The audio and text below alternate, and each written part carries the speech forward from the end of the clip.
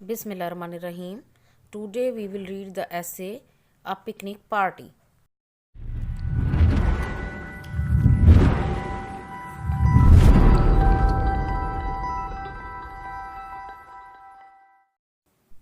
Black clouds gathered in the sky. A pleasant breeze began to blow.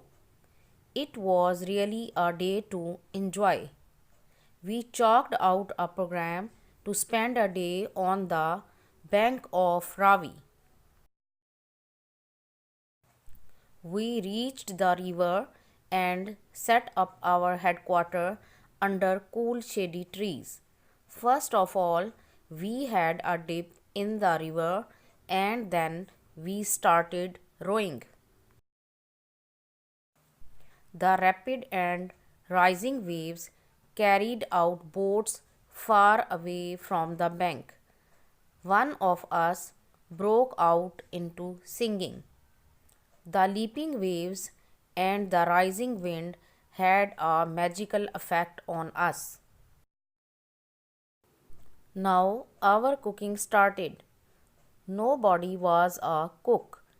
Everybody was having a hand in it. Two of us began to knead the flour.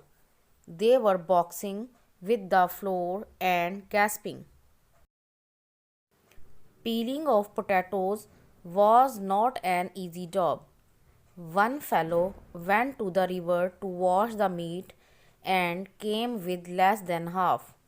We had forgotten salt to bring with us and so had to do the cooking without it. Too many cooks had spoiled the broth.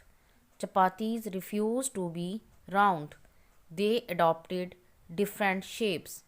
Now we searched for mangoes. Everybody pounced upon the ripe mangoes. It was a great fun running after one another. Soon the evening fell and we returned homes.